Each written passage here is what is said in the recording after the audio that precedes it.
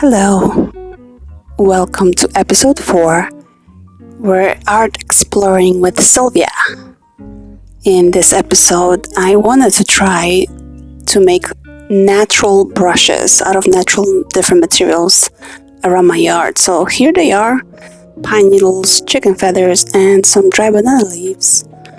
And I just wanted to explore and see what kind of textures they bring. I also used recycled ink. I'm probably gonna do a separate episode about this one. Just a way to reduce and reuse some of the art supplies in a different way, more eco-friendly way.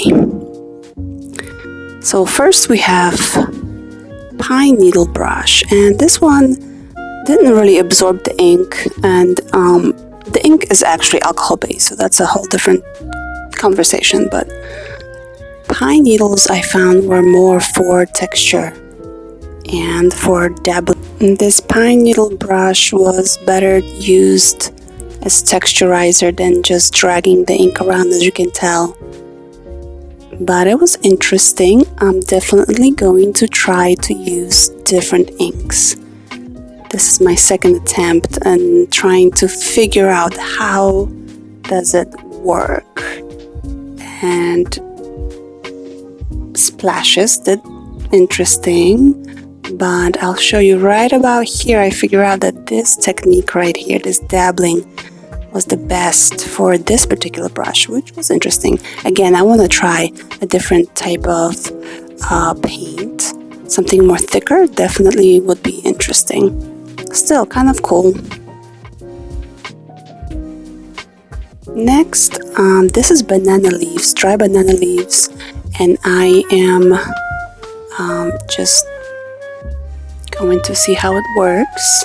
So this is kind of more traditional paintbrush style because kind of absorbed, and you can tell it's like a mop type of brush effect, which was interesting. This ink I'm using is alcohol based, so it dries and it's being absorbed into paper in a certain way. It's not a regular ink or paint. This one was my favorite, I have to say. After kind of figuring out how it works, I decided to try to make an actual shape of something. This is my attempt to do an eye, and I kind of, this has potential. Again, textures and different things. The third brush are chicken feathers. No chickens have been harmed. These come from my yard chickens, and they do drop some of the feathers often.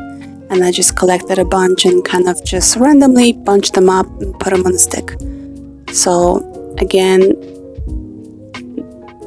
different ways, different texture, and it's interesting. Not my favorite, the ink dried out very fast, but I definitely want to try again with different paint. I think that will give it a different effect as well, but nevertheless interesting.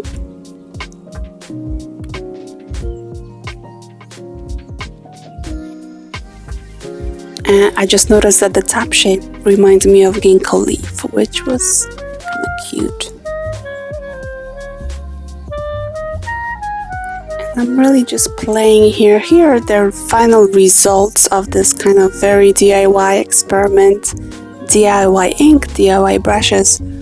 Just a different way of thinking about art making and just playing around. This probably will be really fun to make with somebody really young, your young ones, your children's, and any kind of young people you have in your life. And here they are. I didn't take my time doing these at all. I just kind of played around. I found some cool sticks around the yard and then collected different materials.